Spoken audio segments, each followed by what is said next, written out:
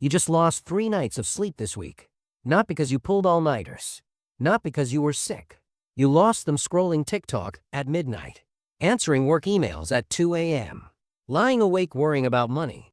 And it's not making you tired. It's killing you. In June 2025, the American Medical Association did something unprecedented. They officially declared sleep deprivation a public health crisis. Not obesity, not smoking, sleep. Because right now, 1 in 3 people on Earth isn't getting enough sleep. And the damage isn't just bags under your eyes or needing more coffee. We're talking heart disease, Alzheimer's, strokes, depression, your immune system collapsing. In the next 9 minutes, I'm going to show you exactly what sleep deprivation is doing to your brain and body, why you're caught in a cycle you can't escape, and 5 science-backed strategies to reclaim your sleep before it's too late. Because here's what nobody's telling you: sleep isn't optional. It's survival. Let's talk about why you're so damn tired. Here's the number that should terrify you.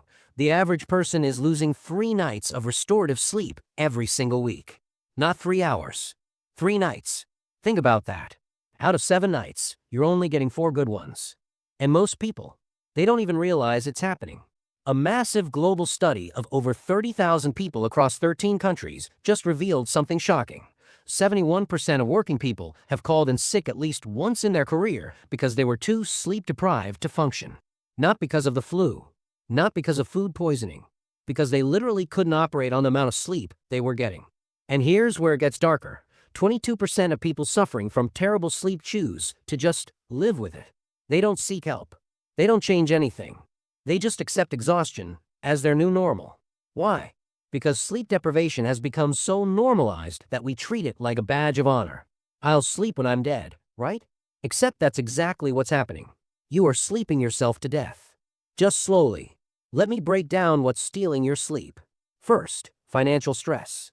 36% of adults can't sleep because they're worried about money, bills, debt, job security. Your brain keeps you awake running worst-case scenarios on repeat. Second, your phone. That blue light you're staring at right now. It's obliterating your melatonin production, the hormone that tells your body it's time to sleep. Every minute you scroll Instagram at 11 p.m. pushes your sleep later and makes it worse. Third, sleep anxiety. This one's wild.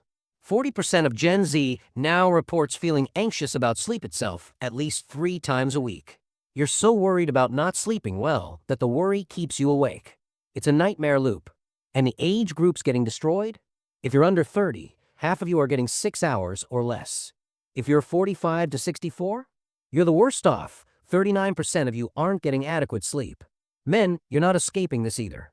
For the first time in history, men report higher sleep deprivation than women. But before you think this is just about feeling groggy, let me show you what's happening inside your body right now. Sleep debt works like financial debt, except the interest rate is your life. If you need 8 hours of sleep but only get 6, you're not just 2 hours behind. You're accumulating debt every single night. 2 hours a day equals 14 hours of sleep debt in 1 week. 70 hours in a month. And here's the brutal part. You can't pay it back on weekends. Sleeping in on Saturday doesn't erase 5 nights of deprivation. Your body doesn't work that way. Now let me show you what sleep debt is actually doing. After just 1 night of bad sleep, your flu vaccine becomes 50% less effective. 1 night. Your immune system is that fragile. After a week of poor sleep, cognitive function drops by 35%. You're making more mistakes at work, missing details, forgetting conversations. Your prefrontal cortex, the part of your brain responsible for decision-making and self-control, starts shutting down. Students who don't sleep well score 20% lower on exams than their well-rested classmates. Not because they're less intelligent, because their brains literally can't consolidate information. Now let's talk long-term damage. If you're consistently sleeping less than 6 hours a night, your risk of stroke increases by 15%. Heart disease, up 48%. That's not a typo. Nearly half. Chronic sleep deprivation is directly linked to Alzheimer's disease. Why? Because when you sleep, your brain clears out toxic proteins that build up during the day. No sleep? Those proteins accumulate and destroy brain cells. Depression and anxiety skyrocket. Sleep loss amplifies negative emotions and crushes positive ones. For teenagers, chronic sleep restriction increases suicidal risk.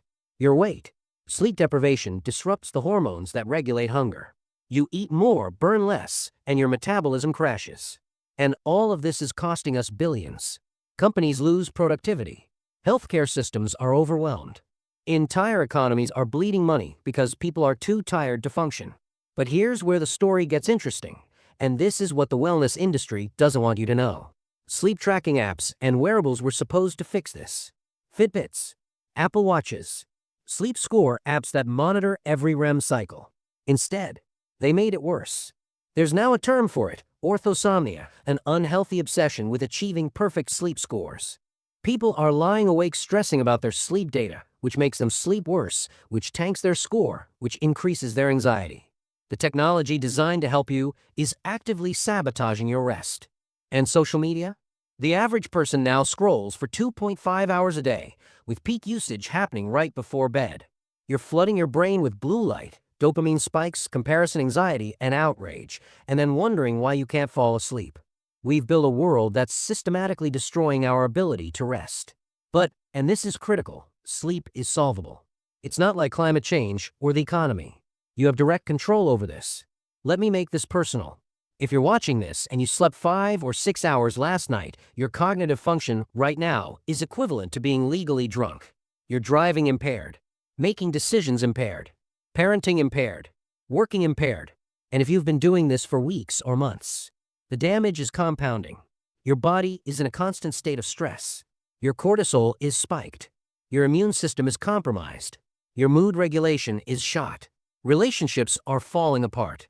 18% of couples now sleep in separate rooms permanently because of snoring and restlessness. They call it sleep divorce.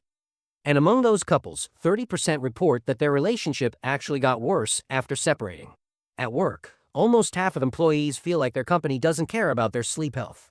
You're burning out, making mistakes, and nobody's addressing the root cause. And for parents watching this, your kids are suffering too. Teenagers' sleep deprivation is linked to behavioral outbursts, lower grades, and mental health crises.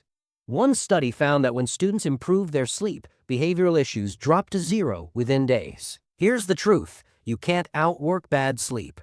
You can't supplement your way out of it. You can't tough it out. Your body needs 7 to 9 hours of quality sleep to function. And right now, you're not giving it that. But the good news? The solutions are shockingly simple. All right, let's fix this. 5 research-backed strategies that actually work. Strategy number 1. Treat sleep debt like financial debt. Create a repayment plan. Stop trying to catch up on weekends. It doesn't work. Instead, add 15 to 30 minutes to your sleep schedule every night for 2 weeks. If you're currently sleeping 6 hours, aim for 6:15 tonight, 6:30 tomorrow, and gradually work up to 8. Studies show this gradual approach is way more effective than binge sleeping on Saturday and then crashing back to 5 hours on Monday. Track your progress, but, and this is key, don't obsess over sleep scores. Use data as a guide, not a judge. Strategy number 2. Kill the blue light 2 hours before bed. I know you've heard this a million times, but here's why it actually matters.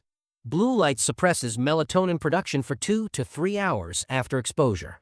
So scrolling TikTok at 11 p.m. means your brain won't start producing sleep hormones until 1 or 2 a.m. Solution: enable blue light filters on all devices after 8 p.m. Better yet, put your phone in another room. Replace scrolling with reading a physical book, stretching, journaling, or talking to an actual human.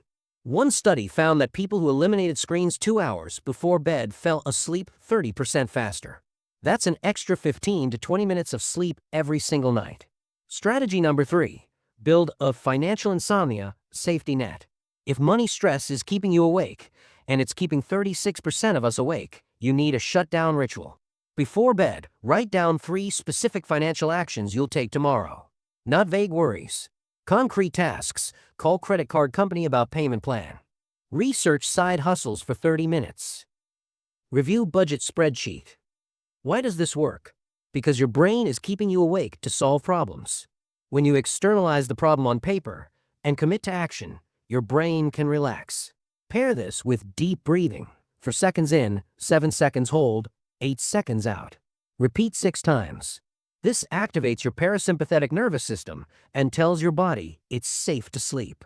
Strategy number 4. Use cognitive behavioral therapy for insomnia, CBT-I techniques. This sounds fancy, but it's simple. The core principle: only use your bed for sleep. No scrolling, no working, no watching TV. Your brain needs to associate bed with sleep, not with stimulation. If you can't fall asleep after 20 minutes, get up. Move to another room. Do something boring. Read something dry. When you feel sleepy, go back to bed. This retrains your brain to see bed as a sleep trigger, not an anxiety trigger. Studies show CBT-I improves sleep efficiency by 40%. It's more effective than sleeping pills and has 0 side effects. Strategy number 5. Create a consistent sleep schedule, even on weekends. This is the hardest one, but it's also the most powerful. Your body has a circadian rhythm, an internal clock. Every time you stay up until 3 a.m. on Friday and sleep until noon on Saturday, you're giving yourself jet lag. Pick a bedtime and wake time. Stick to it within 30 minutes, every single day. Yes, even weekends. Yes, even vacations. Research shows that consistent sleep schedules improve sleep quality more than any supplement, gadget, or hack. Your body craves rhythm. Give it one. Make your room as dark as possible. Cool, 65 to 68 degrees Fahrenheit is optimal. Quiet, use earplugs or white noise if needed. Invest in blackout curtains. They're $30 and will change your life. Look, I know this sounds like basic advice. Get more sleep. Everyone says it, but the American Medical Association doesn't declare something a public health crisis unless it's killing people. And sleep deprivation is. 3 nights of lost sleep every week. 71% of workers calling in sick. Skyrocketing rates of heart disease, Alzheimer's, and depression. This isn't a productivity hack. This is survival. The good news? Unlike AI taking your job or the economy collapsing, this is something you can fix. Tonight. Right now. If this video was a wake-up call, pun intended, hit that subscribe button.